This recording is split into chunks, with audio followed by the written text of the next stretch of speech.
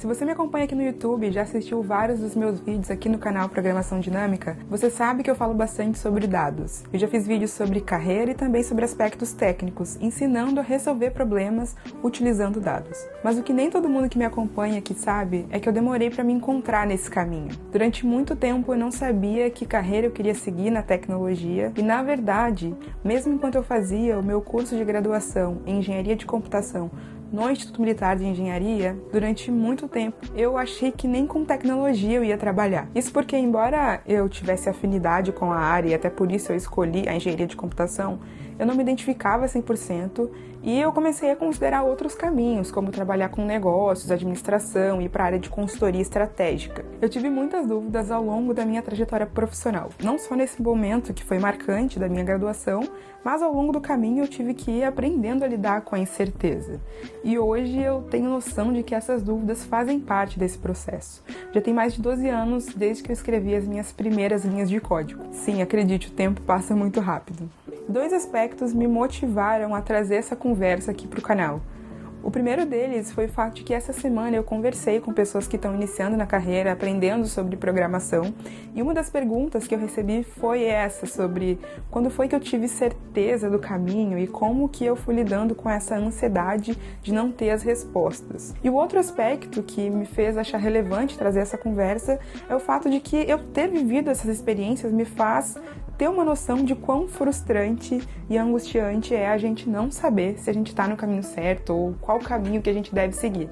Principalmente quando a gente é o tipo de pessoa que costuma se comparar com quem está em volta, porque eventualmente a gente encontra pessoas que já estão no seu caminho, já sabem qual é o seu caminho há muito tempo, né? Tem gente na área da tecnologia que, desde que ganhou o seu primeiro computador, com, 10 anos de idade, já se encontrou, já achou que aquilo era a sua vocação e seguiu um caminho aparentemente linear. Mas essa não é a história da maioria das pessoas e essa não foi a minha história, por isso que eu quero conversar sobre isso com você. Se você sente esse tipo de frustração, você precisa saber que está tudo bem, você ainda não tem encontrado o seu caminho, você não é menor ou incapaz por causa disso. E esse tipo de dúvida sobre qual carreira seguir na área de tecnologia é tão comum que a EBAC me convidou para conversar com você sobre um curso que eles criaram exatamente para esse tipo de pessoa que está na dúvida. É um curso online de TI para iniciantes. Eu conheci esse curso recentemente e eu quero compartilhar aqui com você um pouco mais sobre o que eu descobri sobre esse curso e as minhas primeiras impressões, porque a EBAC me deu acesso à plataforma, então eu pude assistir algumas aulas para poder te dar uma opinião mais embasada. Esse curso da EBAC se chama Profissão TI do Zero ao Pro. E ele tem uma particularidade que ele tem duas fases. Na primeira fase, que está prevista para durar aproximadamente 2 meses, você vai aprender sobre os fundamentos de TI em geral. E na segunda fase, que está prevista para durar de 8 a 12 meses, você vai estudar para se tornar especialista em uma área entre 5 que você pode escolher, que é desenvolvimento front-end, desenvolvimento back-end, desenvolvimento full stack, a área de dados e a área de qualidade de software. Então, quando um aluno do EBAC acessa a plataforma deles, a primeira coisa que ele vê é esse dashboard. Aqui está o curso. Se a gente clicar nele, a gente vai ter acesso a todos os módulos. Algo que me chamou a atenção na interface é essa parte de cima, né, que lembra um pouco o GitHub, para quem conhece, lá nos commits. E aqui ele está indicando, na verdade, quais foram as aulas que eu assisti. Você pode ver que eu abri aulas de vários módulos, justamente porque eu queria ter uma ideia geral do curso. Aqui a gente tem acesso a todos os módulos da primeira fase do curso, onde você vai aprender sobre fundamentos. Então, do módulo 0 ao módulo 5, você vai estudar pensamento computacional, lógica de programação. Do módulo 6 ao módulo 9, cada um deles é um módulo de uma área específica, onde você aprende o que aquela área faz, como é o mercado, que tipo de ferramenta se utiliza, e você é convidado a fazer um projeto para experimentar aquela área, porque é com base nesses projetos e nessa vivência que você vai poder fazer a escolha de qual das áreas você quer se especializar. Depois de experimentar a plataforma e assistir às aulas, eu fiz aqui um resumo das minhas primeiras impressões em termos de vantagens e desvantagens, pensando em alguns tópicos. Então, o primeiro tópico é em relação à plataforma e à sua usabilidade. Eu gostei bastante, achei ela bastante intuitiva e sem distração, que para mim é fundamental num ambiente de estudo online. Um aspecto que eu achei uma desvantagem é que a plataforma não tem um modo escuro, e isso para mim faz bastante diferença, porque eu tenho astigmatismo astigmatismo, tenho um pouco de fotossensibilidade e ficar diante de uma tela com a luz branca muito forte durante muito tempo me cansa a vista. Então eu prefiro quando as plataformas de estudo têm essa possibilidade de modo escuro. Em termos das aulas, eu gostei porque elas são bastante didáticas e fragmentadas. As aulas não são extensas e isso deixa o curso dinâmico e nada cansativo. Um aspecto que eu considerei uma desvantagem, então um ponto negativo, é que as aulas vêm acompanhadas de slides e vários desses slides eu vi que eles não vêm no formato PDF, eles vêm no formato de PowerPoint, aquele PPTX, e eu acho isso bastante ruim porque você precisa de um software específico para abrir aquele arquivo, ou você vai precisar converter para PDF.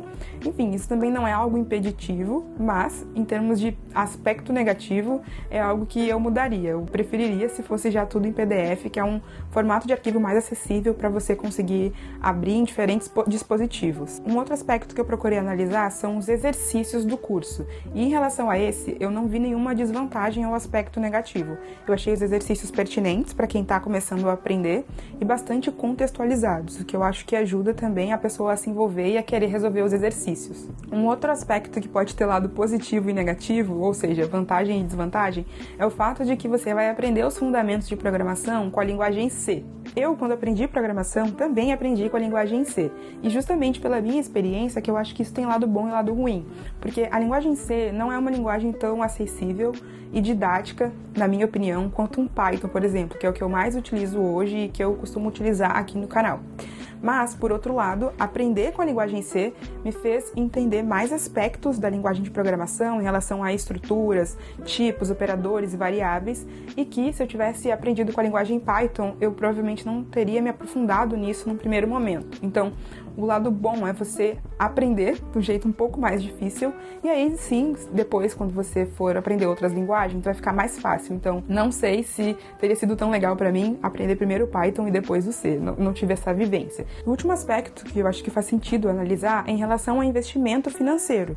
Nesse ponto, eu também acho que pode ter vantagem e desvantagens. As vantagens têm a ver com o que o curso de fato entrega. Então, além do conteúdo, eles entregam a possibilidade de você ser acompanhado por tutores para resolver os exercícios, para tirar suas dúvidas. Eu acho que isso é fundamental para quem está começando, porque realmente, surgem muitas dúvidas. E eles ainda oferecem um centro de carreiras com o objetivo de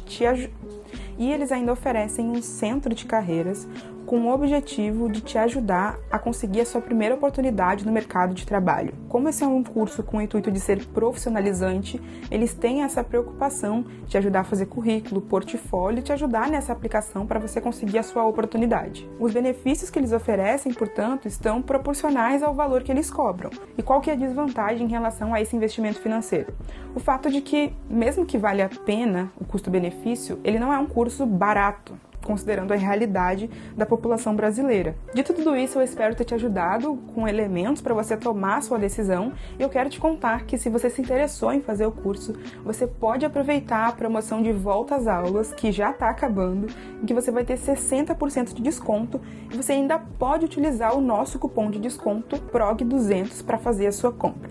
Se você está vendo esse vídeo depois que a promoção de volta às aulas já acabou, você ainda pode usar o cupom. Para acessar o site do EBAC, basta você clicar no link que está na descrição e no comentário fixado nesse vídeo. Assim como a pessoa com quem eu pude conversar essa semana tinha as dúvidas de como eu tive certeza sobre a minha carreira e o que me fez continuar e como eu encontrei motivação para continuar, eu imagino que você também possa estar se fazendo esse tipo de pergunta.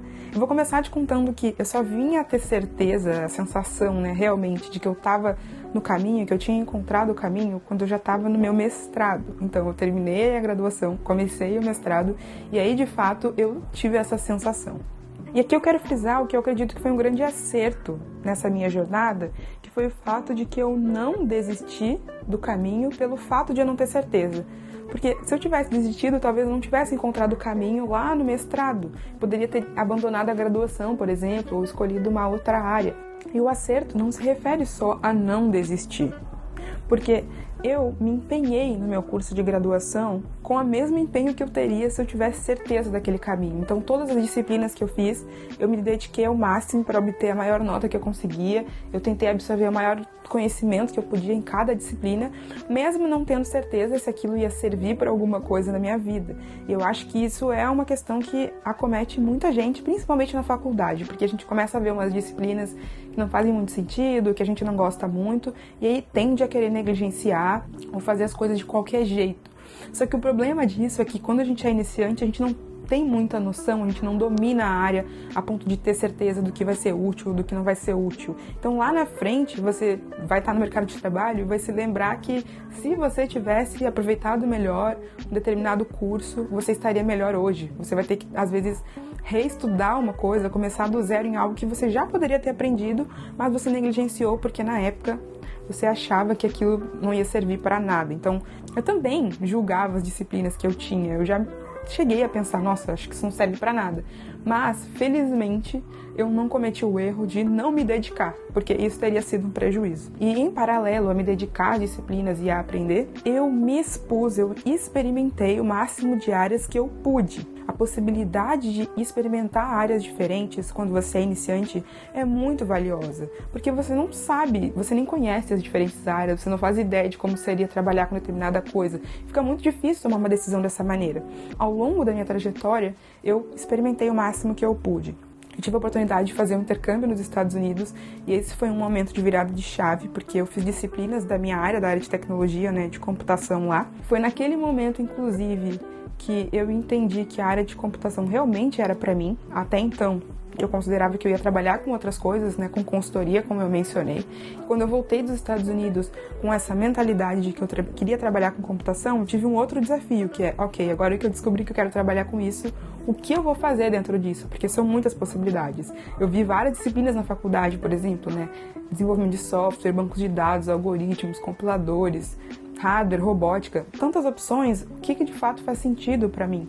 Eu comecei a me interessar pela área de desenvolvimento de aplicativos, que não estava no programa da faculdade, mas eu estudei e comecei a aprender a implementar aplicativos. Por causa dessa mentalidade de experimentar e de me expor que eu tinha, eu escolhi fazer uma disciplina de mestrado, enquanto eu ainda estava na graduação, por meio de um convênio entre a faculdade que eu estava e a Fundação Getúlio Vargas. E essa escolha mudou o meu futuro, porque foi por conta dessa disciplina que eu fiz na FGV, enquanto eu ainda estava na graduação, que eu descobri a modelagem de dados, eu comecei a usar Python, aprendi raspagem de dados, e a disciplina foi tão bacana que eu decidi me inscrever, aplicar para o mestrado. Eu conheci bons professores inclusive que já tinham trabalhado no INPA, Instituto de Matemática Pura e Aplicada, que é uma instituição de referência, e alguns deles tinham ido ali para a FGV para começar a escola de matemática aplicada da FGV. Então, inclusive, o professor da disciplina que eu fiz se tornou o meu orientador de mestrado. Então, ali se abriram várias possibilidades e uma porta que parecia fazer muito sentido para mim. E o ponto-chave aqui foi justamente eu poder, mais uma vez, vivenciar, experimentar, porque assim como eu fiz a disciplina e achei que aquele era o meu caminho, tiveram pessoas que fizeram a disciplina e entenderam que não queriam fazer mestrado. Então, até nisso é um ganho, Você descobriu o que você não quer, também é ótimo para você poder direcionar a sua carreira. E eu entendo que nem todo mundo tem a possibilidade de fazer exatamente o que eu fiz, antecipar a disciplina de mestrado, ou você também pode ser que não tenha condições ou não queira fazer um investimento no curso da EBAC agora, mas é essa postura de experimentar que você tem que extrair desse vídeo. Você pode acompanhar pessoas de áreas diferentes, tentar conversar com elas para entender como é o dia a dia, você pode acompanhar criadores de conteúdo. Se você quer experimentar, mas não tem a condição financeira, você pode começar com cursos gratuitos. Portanto, existem muitas formas de você experimentar as áreas e as possibilidades para sua carreira. E eu acredito que esse é um instrumento importante para tomada de decisão, porque quando a gente não conhece, tem pouca informação, fica tudo muito abstrato. E um aprendizado que eu tive mais tardiamente na minha carreira e que eu levo para a vida, na verdade, é que às vezes leva tempo para as coisas fazerem sentido. Então a gente não sabe necessariamente para que a gente vai utilizar um aprendizado que a gente está tendo num curso, um aprendizado de vida. Depois que o tempo passa é que a gente vai fazendo as conexões e vai entendendo que de fato aquilo foi importante e foi útil. Mas essa disposição em me dedicar aos aprendizados, em ter disciplina e colocar empenho para aprender com o que eu tenho hoje, com os recursos que estão me sendo oferecidos, com as portas que estão se abrindo para mim, foi essa disposição que me fez chegar onde eu tô. Por isso eu quero que você leve essa mensagem desse vídeo, independente do que você está fazendo hoje, se você vai se matricular no curso da EBAC, se você já está inscrito em outros cursos, cursos. Coloque o seu maior empenho e esforço para extrair o máximo que você pode nesse momento. Saiba que existe uma curva de aprendizado, que cada pessoa tem o seu tempo, mas que o seu aprendizado ele é indelegável. Só você é responsável por ele. Então você não pode colocar essa responsabilidade num professor, num curso, em algo que está fora de você. Para concluir, eu queria te incentivar a não abandonar os seus processos, principalmente se a sua motivação para desistir é o fato de que você não está avançando na velocidade que você imagina que você deveria estar avançando. Porque quando a gente desiste com um embasamento, porque a gente experimentou um caminho e entendeu que ele não é o nosso caminho, isso é muito bom. Agora, quando a gente desiste porque a gente está com medo, a gente está ansioso pelo futuro, a gente sabe que aquele é o caminho, mas a gente acha que está muito mais difícil do que deveria ser, a gente acha que para os nossos colegas é mais fácil, aí a gente tem que lidar com esses medos e com essas ansiedades e não desistir do caminho. Me conta aqui nos comentários se você está com dúvidas sobre o caminho a seguir na sua carreira, se você já encontrou esse caminho, em que momento você está. E não se esquece de aproveitar a promoção de volta às aulas da EBAC com 60% de desconto e utilizar o nosso cupom PROG200. Esse vídeo fica por aqui, muito obrigada e até a próxima!